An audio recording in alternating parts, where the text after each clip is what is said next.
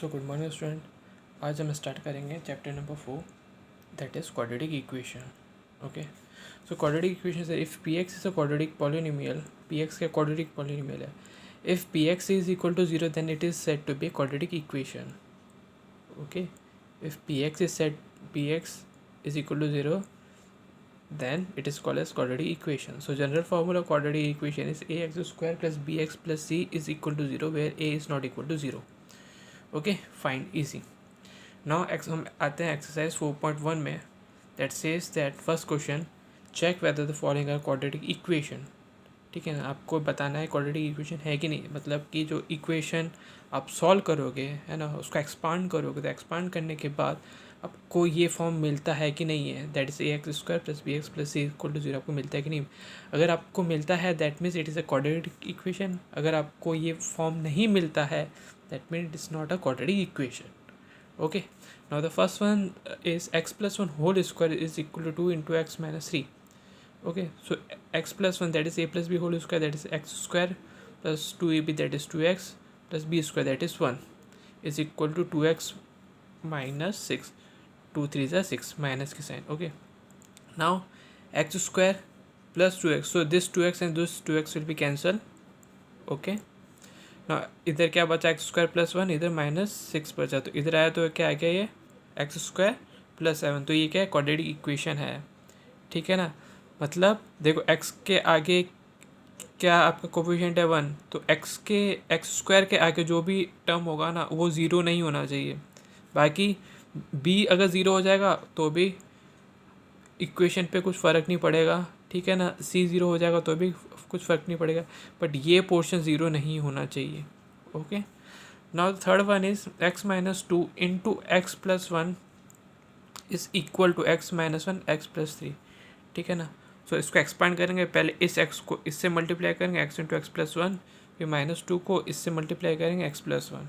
Okay, so X square plus x minus two x minus two. Okay, X into x plus three minus one x plus three. Okay, so X square plus three X minus three. Okay, फिर यहाँ से X square and this X square will be cancel, यहाँ से minus plus x minus two x that is minus X plus two, three X minus X that is two x minus three. So ये two X आपका इधर आएगा तो आ जाएगा minus two X, तो minus x minus two X this minus two, ये minus three है, ये एल एच एस में आ जाएगा तो प्लस थ्री हो जाएगा। So minus x minus two that is minus three x, और ये हो जाएगा आपका plus one. So this not a quadratic equation, why, क्योंकि यहाँ पे एक्स स्क्वायर कुछ टर्म ही नहीं है, अगर एक्स स्क्वायर का टर्म हो और उसके आगे ज़ीरो नहीं हो तो वही क्या होगा आपका क्वाड्रेटिक इक्वेशन, बट यहाँ पे एक्स स्क्वायर तो है ही नहीं, तो ये क्या हो जाएगा आपका, ये क्वाड्रेटिक इक्वेशन नहीं होगा। Now the seventh one, x plus two whole cube is equal to two x into x square minus one. तो सबसे पहले यहाँ पे x plus two whole cube है, दैट मीन्स आपको a plus B whole cube का क्या formula आपको पता होना चाहिए। सो इसका फॉर्मूला होता है A plus B whole cube का A cube plus three A square B plus three A B square plus B cube. So जब आप इसको एक्सपांड करोगे X plus two whole cube को, तो आपको मिलेगा X cube plus six x square plus twelve x plus eight equal to two x cube minus two X. देखो two x into x square आपका हो जाएगा टू एक्स क्यूब, और to x minus one हो जाएगा आपका minus two x. Now देखो यहाँ पे क्या है, एक्स क्यूब है, ठीक है ना, यहाँ पे भी टू एक्स क्यूब है, तो इन सब को आप इधर लेके आ जाओ, आर एच एस में ज़ीरो पुट कर दो। So minus two x cube plus six x square plus twelve x plus eight, and this minus 2x will be come in LHS, then the sign will be plus, so this plus 2x plus 8, so x square minus 2x that is minus x cube plus 6x square 12 plus 2 14x plus 8 equal to 0. So this is not a quadratic equation, why, because यहाँ पे x cube आ गया। okay, so this is not a quadratic equation. Fine, now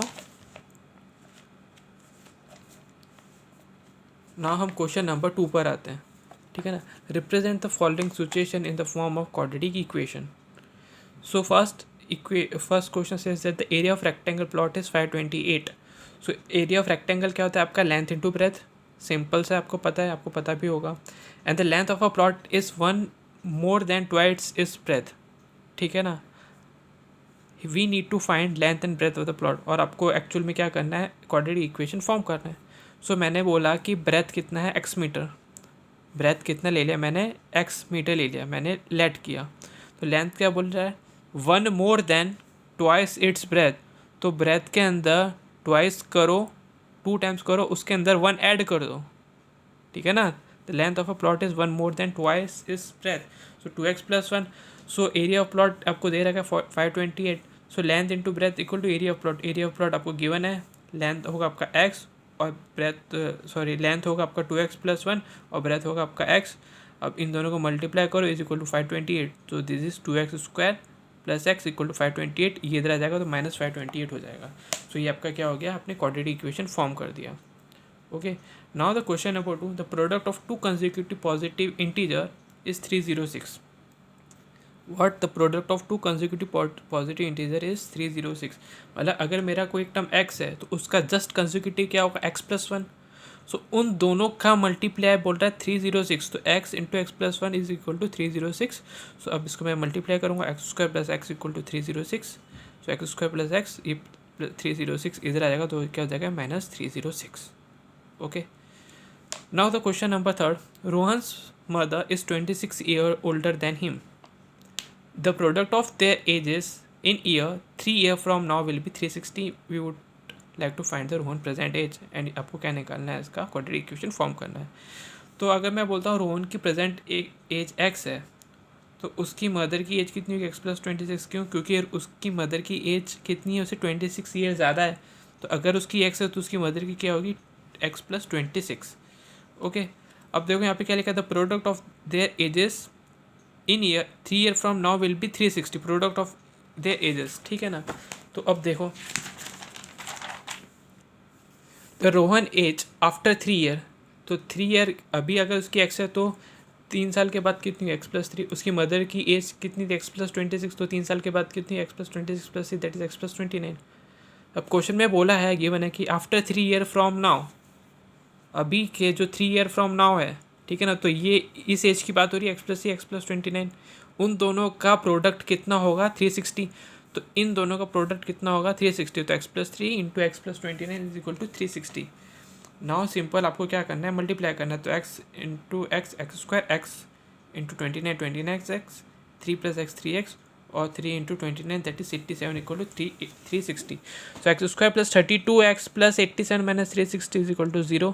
so x² + 32x, इसको minus करेगा आपको मिलेगा 273, simple, बहुत easy है। Okay, now the question number 4, a train travel a distance of 480 kilometre at a uniform speed, if the speed had been 8 km/h less, then it would have taken 3 hours more to cover the same distance. We need to find the speed of the train.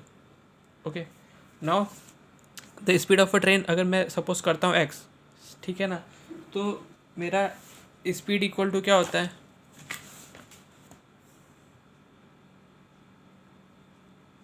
Speed equal to what, d/t, तो मेरा t क्या होगा, d/s, तो time taken to travel at distance of 480, तो मेरा time कितना है, ये this time equal to d/s, ठीक है ना, तो मेरा d कितना है 480 और मेरा स्पीड कितना है, मैंने यहाँ पे सपोज किया x, ठीक है ना।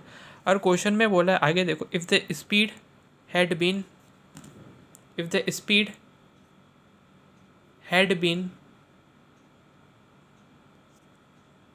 speed had been 8 km/h less, then it would have taken 3 hours more to cover the same distance.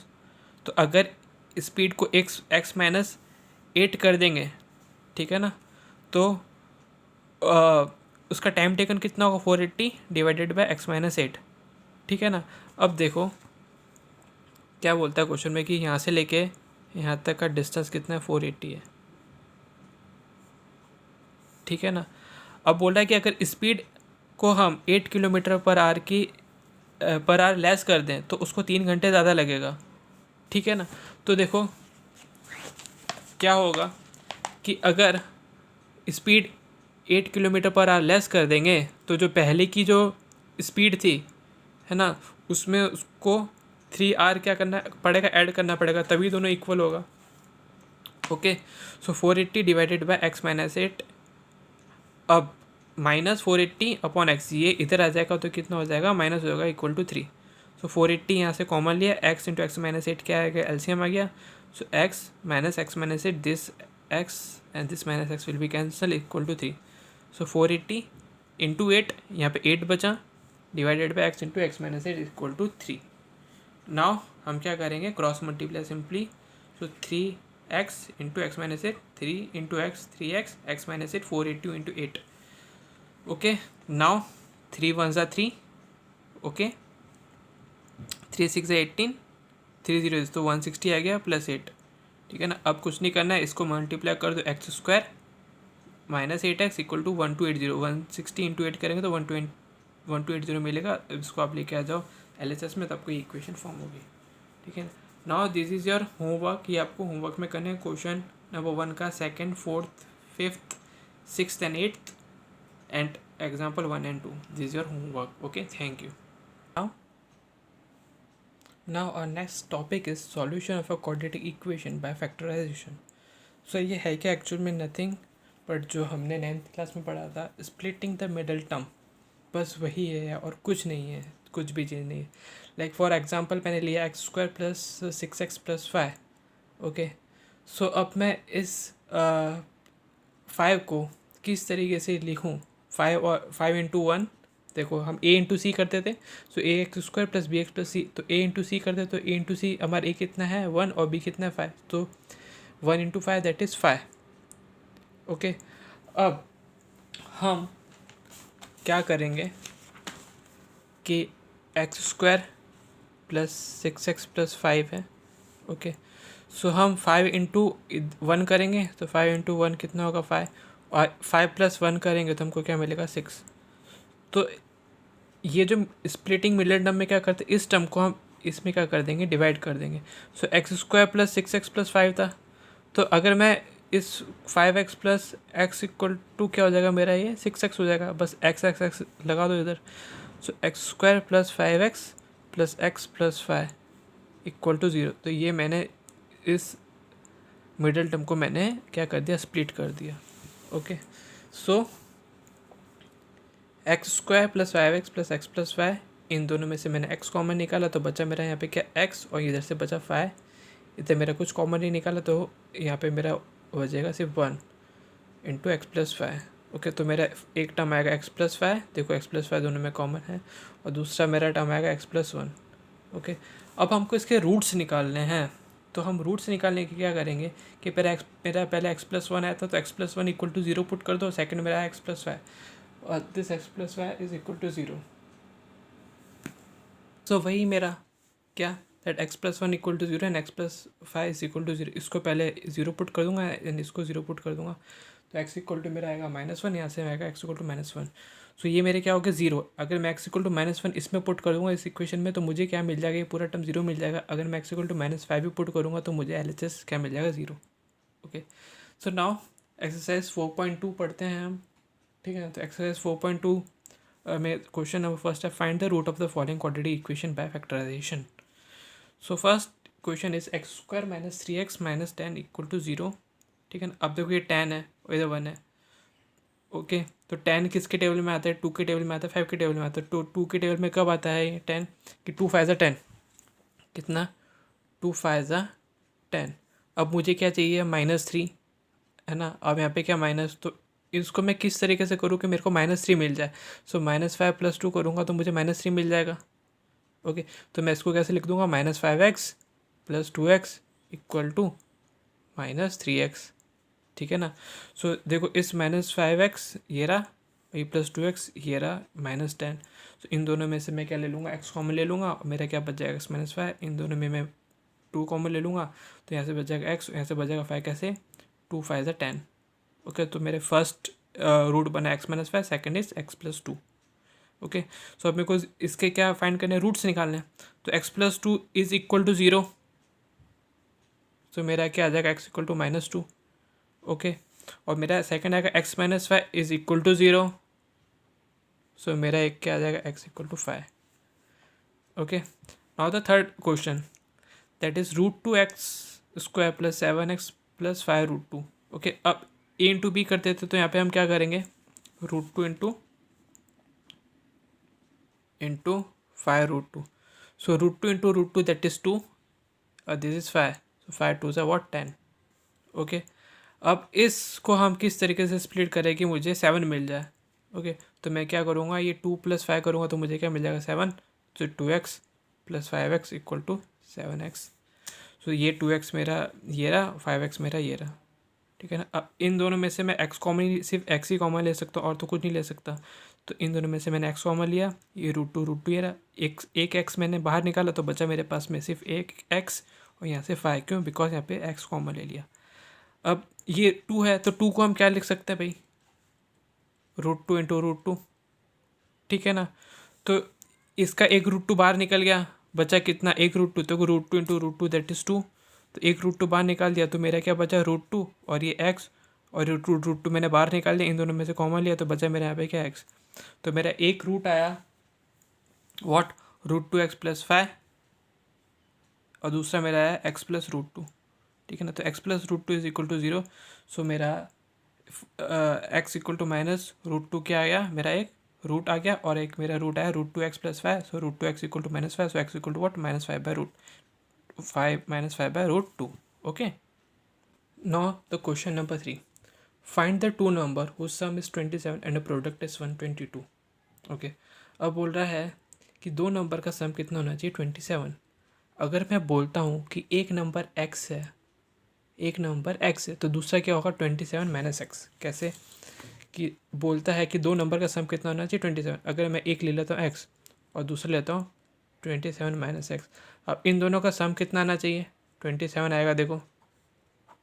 तो मेरा एक नंबर हो जाएगा x, दूसरा हो जाएगा 27 - x। ओके, सो बोला है कि इन दोनों का प्रोडक्ट कितना होगा, 182, इन दोनों का नंबर का। तो x - 27 - x = ये क्या है आपका प्रोडक्ट। सो प्रोडक्ट बोला है 182, सो x × 27 - x = 182। सिंपल सा बोला है ना कि प्रोडक्ट इज़ 182, तो एक नंबर ये, दूसरा इन दोनों का प्रोडक्ट होगा 182। Okay, so 27x - x², okay, is equal to 182। So अब ये टर्म को इधर लेके आ जाओ, क्यों, क्योंकि आपका जो -x² के आगे जो भी टर्म होगा ना वो हमेशा क्या होगा आपका प्लस। सो 0 = x² - 27x + 182। ओके, अब 27 ये हो गया आपका 0। ओके, अब आपको इस 182 को इस तरीके से स्प्लिट करना है ताकि आपको मिल जाए 27। सो 13 × 14 आपका क्या होता है, 27 होता है। So -13 - 14 is what, -27। So -13x - 14x + 182। Okay, so अब इन दोनों में से x कॉमन ले लो, x, तो यहाँ पे बचेगा x - 3। अब इन दोनों में से सिर्फ -14 कॉमन ले लो, सो यहाँ पे आपका बचेगा x, और यहाँ पे आ जाएगा आपका -13। Okay, now x - 14 and x - 13। सो आपका first x - 14 = 0 and second x - 13 = 0। So x = 14, x = 13। तो आपका फर्स्ट टर्म होगा 14। ओके, और सेकंड टर्म क्या होगा, 27 - x कर दो, तो 27 - 14 कर दो, तो आपको मिल जाएगा 13। आप 13 भी ले सकते हो, अगर आप x = 13 पुट करते हो, है ना, तो सेकंड टर्म क्या होगा, 27 - 13, तो ये कितना आ जाएगा 14। तो एज इट इज़ वही आंसर आएगा। Okay, now the question number 4, find two consecutive positive integer. अगर बोला आपको दो कंसेक्यूटिव पॉजिटिव इंटीजर, अगर एक x होगा तो दूसरा क्या होगा, x+1, उसके जस्ट आगे वाला अगर एक x है दूसरा x+1। ओके, तो find two consecutive positive integer whose sum of whose square is 365। Okay, sum of whose square, तो इन दोनों का स्क्वायर कर दो, फिर उसको सम कर दो, इज इक्वल टू 365। बोला ना सम ऑफ हुज स्क्वायर, तो इन दोनों को आपको क्या करना है, सम करना है, और उसके स्क्वायर का सम कितना है, 365। दो कंसेक्यूटिव पॉजिटिव इंटीजर का स्क्वायर का सम कितना है, 365। सो इसका स्क्वायर, इसका स्क्वायर, इसका sum is equal to 365। Understand. अब क्या बोलता है, पॉजिटिव इंटीजर, तो नेगेटिव इंटीजर नहीं आना चाहिए। अगर आपका एक्स नेगेटिव आ रहा है तो मतलब वो आपका ये कंसेक्यूटिव इंटीजर में होगा ही नहीं, पॉजिटिव इंटीजर ही होगा। Okay, so x² + x+1 whole square is equal to 365। So x² + x² + 2x + 1। Okay, ये कैसा है, क्योंकि यहाँ पे a + b होल स्क्वायर का फॉर्मूला लगा देंगे, तो x² + 2x + 1 = 365। Okay, so x + x that is 2x² that is 2x + 1 - 365 is equal to 0। So 2x² + 2x - 364। तो यहाँ से मैं क्या करूँगा, 2 कॉमन ले लूँगा, तो 2 कॉमन ले लूँगा, 2 से डिवाइड कर दूँगा, तो इस पूरे को मैं 2 से डिवाइड करूँगा, तो यहाँ पे आएगा सिर्फ एक्स, इधर आएगा सिर्फ एक्स, और 364 को जब मैं 2 से डिवाइड करूँगा, तो 2 1 2, 2 8 16, 2 2 4 182। ओके, नाउ अब आपका ये इक्वेशन है एक्स स्क्वायर प्लस एक्स 182। अब आपको मिडिल टर्म स्प्लिटिंग करना है, तो 14 इंटू 13 कितना आता है आपका 182। ठीक है, नहीं हिट एंड ट्रायल मेथड है, आपको करना पड़ेगा। अब आपको कितना चाहिए, प्लस एक्स, तो 14x minus 13x is equal to what, सिर्फ एक्स, तो यहाँ पे 14x minus 13x that is plus x minus 182। अब इन दोनों में से x कॉमन ले लूँगा, तो यहाँ पे मेरा सिर्फ x बचेगा, यहाँ पे 14 बचेगा, और इन दोनों में से मैं माइनस 13 कॉमन लूँगा, तो सिर्फ x बचा। अब यहाँ पे प्लस आ जाए, क्यों, क्योंकि देखो माइनस प्लस माइनस। ओके, अब यहाँ पे देखो माइनस है, तो माइनस प्लस माइनस, तो यहाँ इन दोनों में से मैं 13 कॉमन लूँगा। ओके, अब यहाँ पे मेरा x बचा और यहाँ पे कितना बच जाएगा 14, तो मेरा एक फैक्टर आ गया x प्लस 14 और दूसरा आ गया मेरा x minus 13। So x plus 14 equal to 0, x minus 13 equal to 0, so x plus 14 equal to 0 and x minus 13 equal to 0, so x equal to minus 14, x equal to plus 13। अब देखो starting में मैंने क्या बोला था कि positive integer होने चाहिए, तो ये नेगेटिव आ गया, तो मतलब ये तो होगा ही नहीं, है ना, ये तो होगा ही नहीं, तो आपका क्या होगा, सिर्फ प्लस 13, तो एक इंटीजर होगा 13, और हमारा सेकंड कंसेक्यूटिव क्या था, x प्लस 1, सो मेरा दूसरा क्या होगा 13 प्लस 1 दैट इज़ 14। ओके, सो मेरे दो कंसेक्यूटिव इंटीजर क्या है 14 एंड 15। ना देखो आपका इस एक्सरसाइज का जो क्वेश्चन नंबर 2 है ना होमवर्क में, आपका क्वेश्चन नंबर 2, ओके, एंड इसी एक्सरसाइज का वेट मैं थोड़ा आपके बुक में देख लेता हूँ।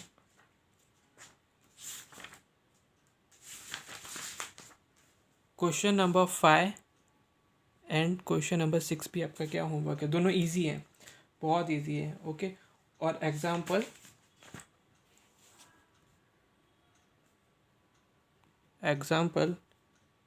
3 4 5 एंड 6 ये आपके क्या है होमवर्क है। Okay, thank you.